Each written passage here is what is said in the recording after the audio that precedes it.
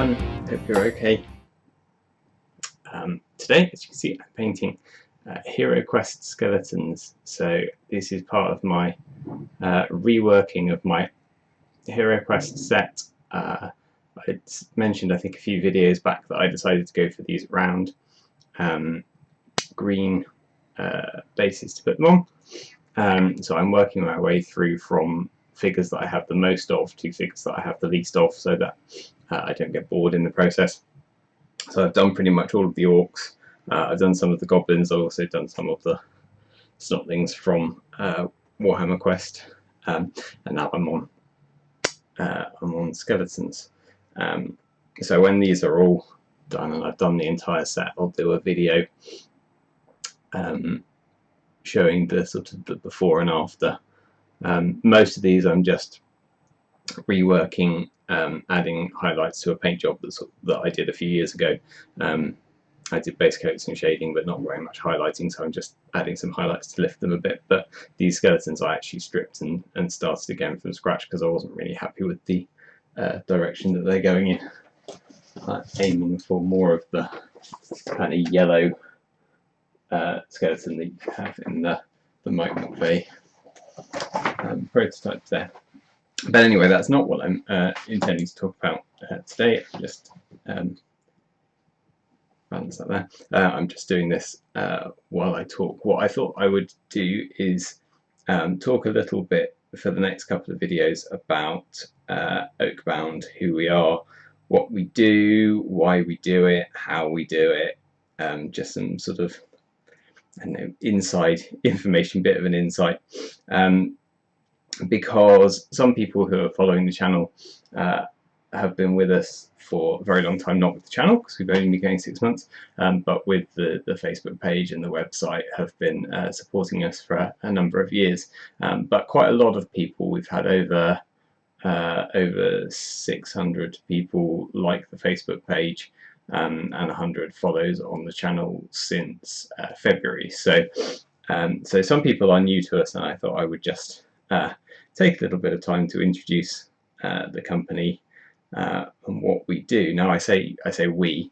I tend to use the royal we when talking about the company because I feel like it feels more professional, a bit more grown up, feels like there's more of us, but the reality is that Oakbound is pretty much me. Certainly on a day-to-day running basis. There are people who help me out with writing rules, bits and pieces, coming up with ideas, with doing sculpts, with doing artwork, with helping me out with shows. But more or less the day-to-day running and the decisions of what Oakbound releases and when is entirely me. And I grew up playing Warhammer with some friends in my village, little village, middle of nowhere, with no ready access to a Games Workshop store, but the local toy shop in the next village over had some Games Workshop stuff, so we used to just go and buy the bits that he had, which meant that we ended up with some very crazy mixed armies. Which was cool, which was the way that I liked playing. You know, you pick up the figure that you like the look of, and you paint it up, and you work out how to fit it into an army. But when I was in my mid to late teens, decided that I had grown out of toy soldiers, so stupidly gave away pretty much everything that I had to the son of one of my mum's friends. Who was just getting into it. So I thought, well, yeah, have huge boxes of lead that are, I hate to think how much that would go for on eBay, but also how much I've spent trying to recoup some of those figures that have gone. But I moved back to Bristol in 2009, I think. Yeah, 2009. I was working freelance as a prop maker, and a friend who was a set designer and puppet maker in Bristol said, come and live with me, there's loads of work in Bristol. So I did that, went to Bristol, and a few months later the recession hit and there was really no work at all in Bristol or anywhere else. But that's kind of a sideline. But when I was in Bristol, I met up with some friends who were still into their Warhammer, so we started playing again. And I got onto the internet and was looking at blogs for the kind of figures that I remembered gaming with first time round when I was a kid, and stumbled across a couple of blogs that were later to become a part of the Old Hammer community, or the kind of founders of the Old Hammer community. Got quite heavily involved with that, and started experimenting really with sculpting figures in a smaller scale. As a prop maker, I've been sculpting sort of full size and a little bit for animation, but not anything as small as little miniatures. So I began sort of playing around with sculpting in different scales. Did some pieces for some friends, and they were really encouraging. This guy that I was living with at the time was really encouraging. Gave me some sculpting tools and helped me along the way. And eventually I sculpted some Vermeer for an army that I was putting together, and popped them up on the Old Hammer forum, and got quite a bit of interest. Some guy said, "Oh, are you getting them cast?" So I thought, well, maybe. Let's have a look. Expecting it to be really expensive, and found out that it's not cheap, but it's not actually that expensive to get some stuff cast up. So went ahead and did that, and learned a bit about how what works and what doesn't work in a metal spin cast mold. And so in 2013, I think, or 2014, I got my first figures cast up by a company called Griffin in Birmingham, Griffin Molds. Yeah, that really sort of started Oakbound off as just a platform for me to sculpt the figures that I liked the look of, and to try and find a market to get them produced, just so that I could have castings, but the molds would be paid for by other people who were interested in picking up the figures. Actually, the first game that I did as Oakbound was not a miniatures game at all. It was a board game based on H.G. Wells' War of the Worlds, called Tripods. Most people, I think, thought that it was based on the TV series Tripods, but it wasn't. It was based on War of the Worlds, and also on the Jeff Wayne musical version. It kind of mixed the two up together. And you can still get it. It's still available through the Board Game Crafter rather.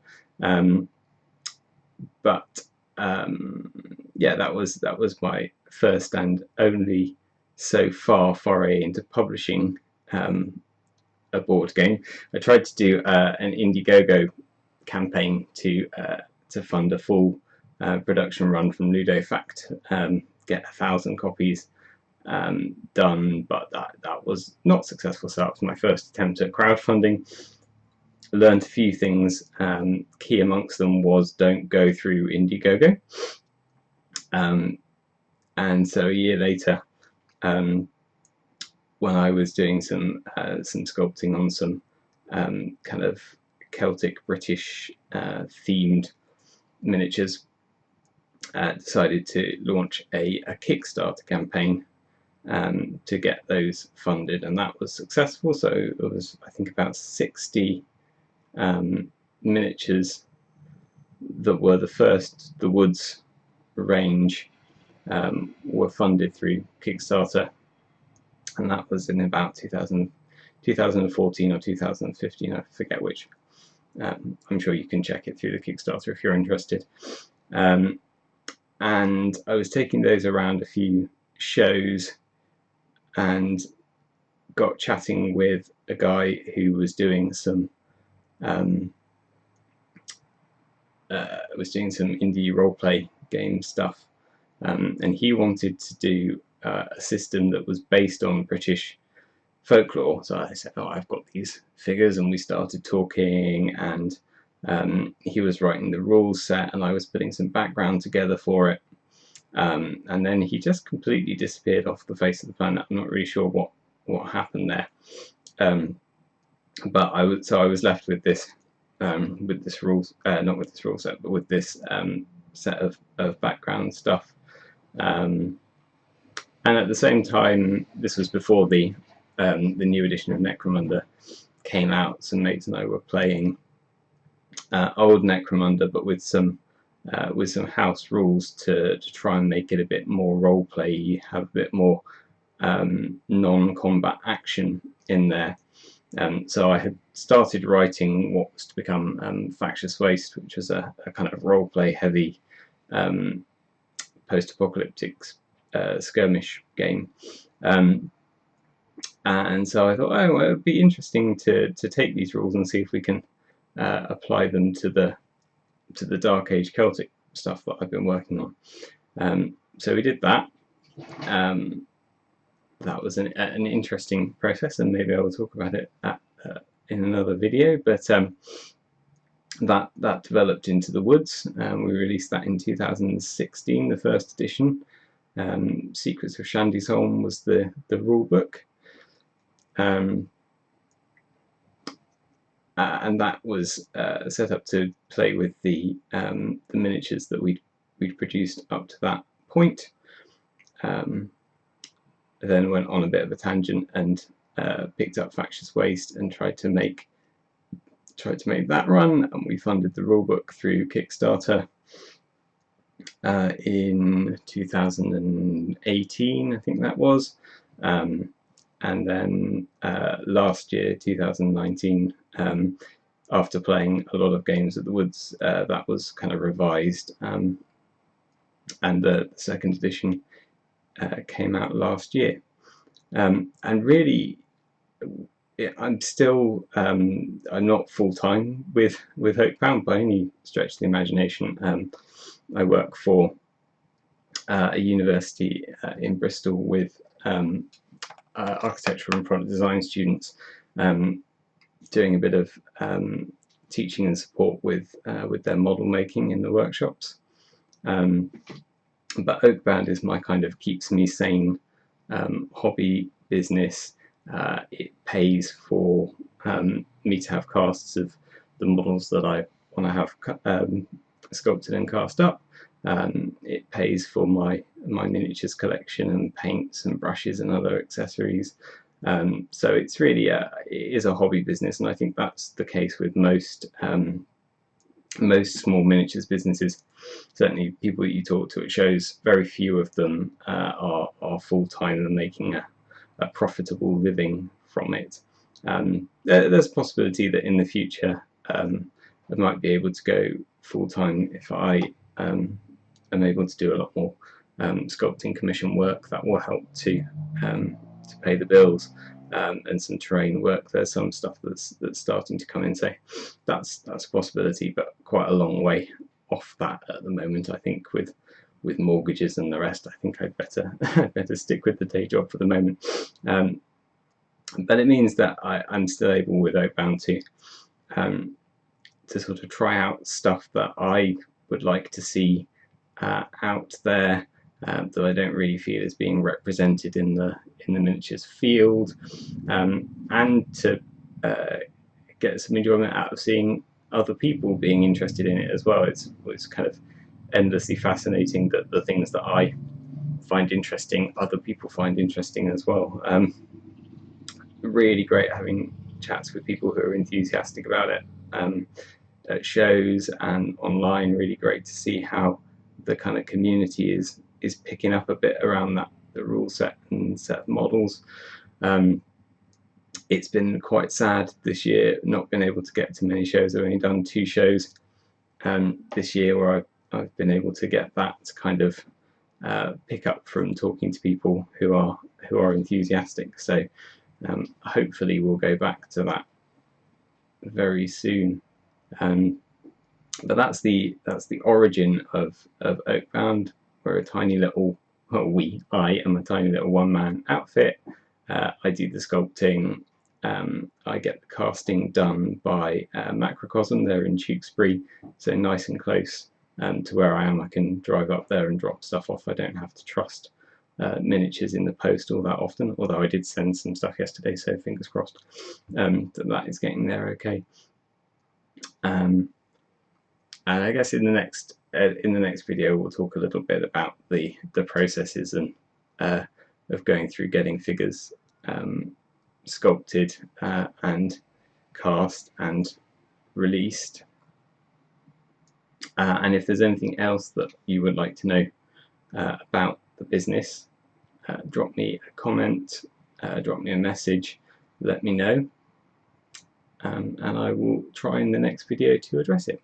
So thank you for stopping by, and see you next week.